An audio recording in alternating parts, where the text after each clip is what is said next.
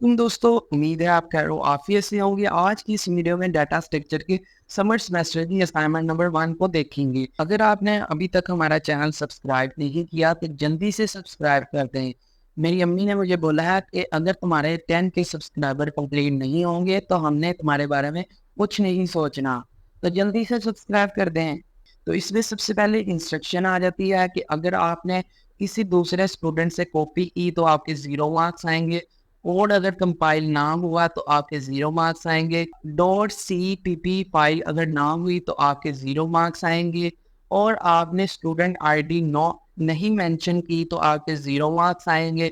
ये सब चीज़ें आपको मद्देनज़र रखनी है। और उसके बाद आपके पास ऑब्जेक्टिव आ जाती है कि किन टॉपिक का आपको इंफॉर्मेशन होनी चाहिए, फिर ये असाइनमेंट आप सॉल्व कर सकते हैं। तो make you familiar of programming of queue data structure implemented through linked list। तो आपको इसके बारे में जानना है और फिर ही आपको ये असाइनमेंट क्लियर होगी। You are required to implement a simple patient management system using queue। Q को यूज करते हुए पेशेंट मैनेजमेंट सिस्टम आपने क्रिएट करना है। और इसमें आपके पास ये रिक्वायरमेंट होनी ज़रूरी है। Write a C++ program that allow user to manage a patient queue. आपने C++ प्रोग्राम जो है वो क्रिएट करना है, राइट करना है और अलाउ करना है यूज़र को वो मैनेज कर सके पेशेंट क्यू को। और use queue data structure to store patient in the patient queue. Patient queue में आपने पेशेंट का डाटा स्टोर करना है। ठीक है, your programme should contain the following functionality. और आपके प्रोग्राम में कौन कौन सी फंक्शनैलिटी होनी चाहिए। एंड एन क्यू आपके पास ऐड आ न्यू पेशेंट। एक पेशेंट को ऐड करने की आप में फंक्शनैलिटी आनी चाहिए, रिमूव करने की। ऐड की है पेशेंट, उनकी लिस्ट को आपने शो करवाना है, डिस्प्ले कराना है, उसकी फंक्शनैलिटी आनी चाहिए। अगर आपने कुछ भी डिस्प्ले नहीं करवाया तो एम्प्टी आपके पास डिस्प्ले हो, ये आपने फंक्शनैलिटी ऐड करनी है। Program should display a menu of user and allow them to choose option.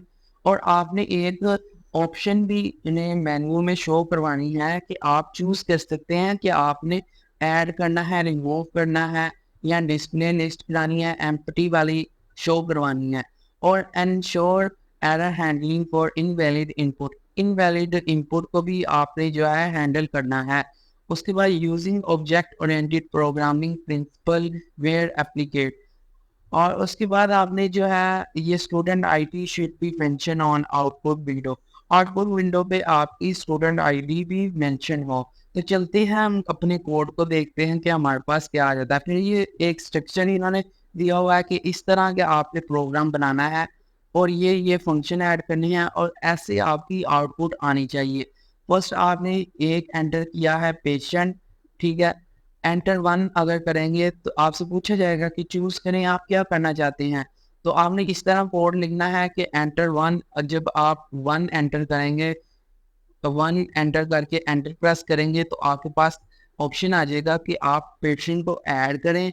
अगर आप 2 को प्रेस करके एंटर करेंगे तो आपके पास ऑप्शन आ जाएगी कि इसको डिलीट कर दो, जो पेशेंट किसको डिलीट करना है। फिर एंटर करके आपके पास डिस्प्ले का ऑप्शन आ जाएगा कि क्या क्या चीज़ आपने डिस्प्ले करानी है, लिस्ट पूरी डिस्प्ले करानी है। फिर आपके पास जो एंटर फोर आप ऐड करके एंटर प्रेस करेंगे अपनी आउटपुट में तो आपको ये शो करवा देगा कि एम्प्टी क्या है। फिर आपने अगर 5 एंटर करेंगे तो आप प्रोग्राम से एग्जिट हो जाएंगे। फिर आपने ये देखें जो जो इन्होंने किया हुआ है वो करके आपने चेक कर लेना है।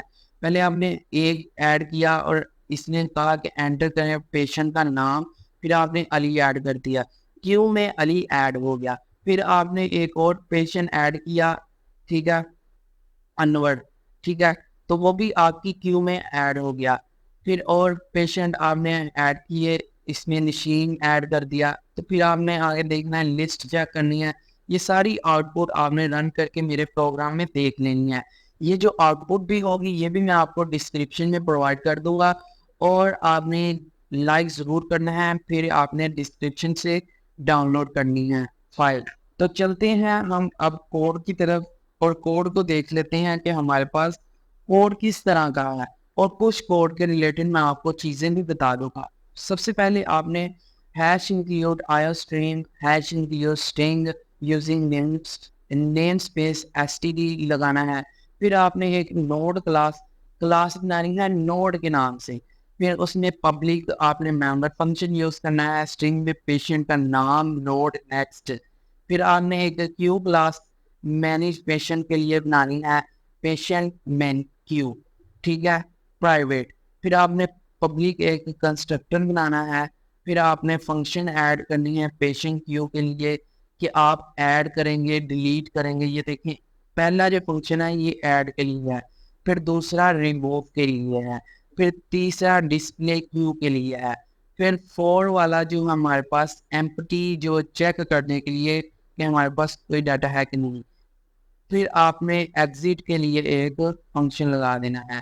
तो सबसे पहले ये देखें, see out patient management system menu created by, ये रोल नंबर आपने इधर आके चेंज अपना कर लेना है, या आप ये पेशेंट मैनेजमेंट सिस्टम मेन्यू को छोड़ के सिंपल अपनी आईडी भी लिख सकते हैं, ठीक है।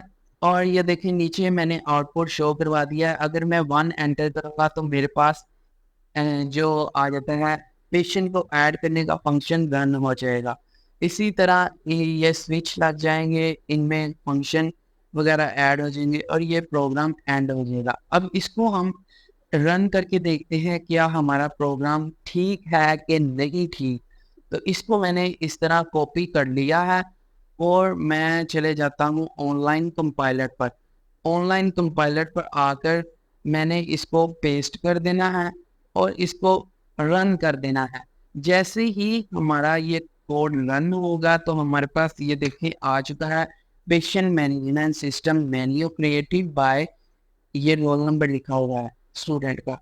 फिर आपको पास ये आ जाता है कि अगर आपने पेशेंट को ऐड करना है तो आप ये देखें एंटर योर चॉइस, आप एंटर करें। मतलब कि मैंने 1 एंटर किया और एंटर प्रेस किया तो हमारे पास एंटर पेशेंट नेम आ गया, मैंने अली ऐड कर दिया, ठीक है। ये हमारे पास ऐड हो चुका है। फिर हमसे पूछा जा रहा है कि आपने और पेशेंट ऐड करने हैं कि नहीं। मैं फिर से एक और एंटर करता हूँ तो मैं उसमें लिख देता हूँ अहमद।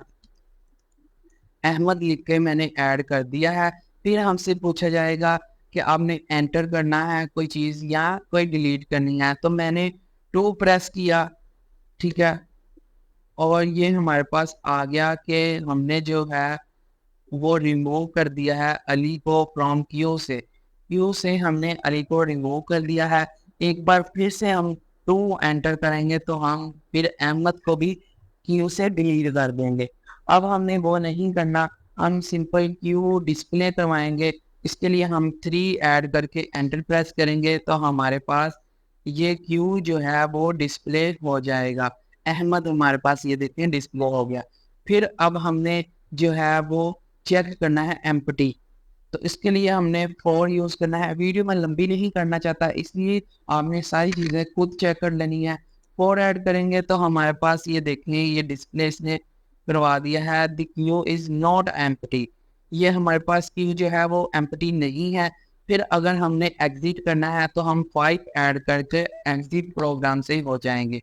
ये देखें इसमें हमारे पास अहमद जो है, ये देखें पूरा प्रोग्राम इन्होंने बता दिया है कि हम एग्जिट कर चुके हैं प्रोग्राम से हमने एग्जिट कर दिया है सक्सेसफुली।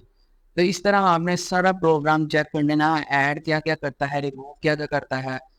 तो इसी तरह आपने ऐड करके रिमूव करके सब कुछ आपने खुद करके देख लेना है। और इसी तरह आपने कोड को जो है वो कॉपी करके .cpp फाइल में ऐड कर देना है। तो इस वीडियो में इतना ही।